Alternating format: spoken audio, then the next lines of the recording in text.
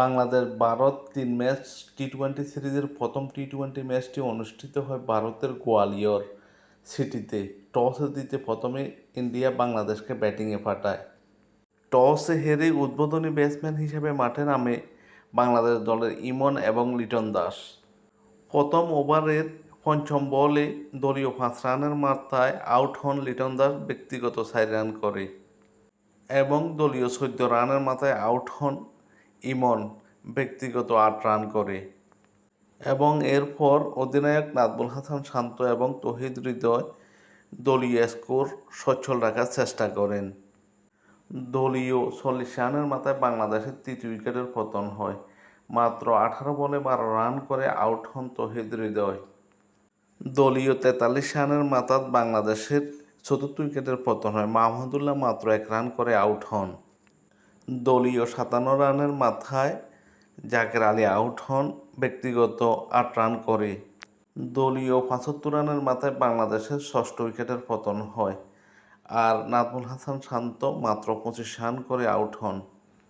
দলীয় 93 রানের মাথায় সপ্তম উইকেট, দলীয় 116 রানের মাথায় অষ্টম উইকেট এবং দলীয় 117 রানের মাথায় নবম উইকেটের পতন হয়।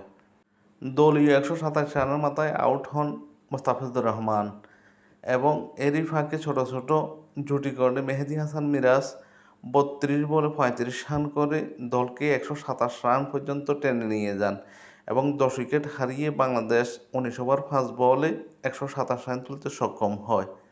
ভারতের পক্ষে বোলিং করেন আরদীপ সিং, 3 ওভার 5 বল বোলিং করে 14 রান দিয়ে 3টি উইকেট নেন বাংলাদেশের। অন্যদিকে ওয়াশিংটন সুন্দর 2 ওভার বল করে 12 রান দিয়ে 1টি উইকেট নেন এবং বরুণ চক্রবর্তী 4 ওভার বল করে 31 রান দিয়ে বাংলাদেশের 3 উইকেট শিকার করেন। ভারতীয় দল 127 রানের জবাবে ব্যাটিং করতে নেমে সাবলীল ভঙ্গিতে ব্যাটিং শুরু করে। দলের পক্ষে সঞ্জু স্যামসন 19 বলে 29 রান, অভিষেক শর্মা 7 বলে 19 রান, সূর্য কুমার যাদব মাত্র 14 বলে 29 রান করেন। হার্দিক পান্ডিয়া 16 বলে 39 রান করে ভারতীয় দলের জয় নিশ্চিত করে। ভারতীয় দল মাত্র 11 ওভার 5 বল খেলে তাদের কাঙ্ক্ষিত জয়ের লক্ষ্যে পৌঁছে যায়।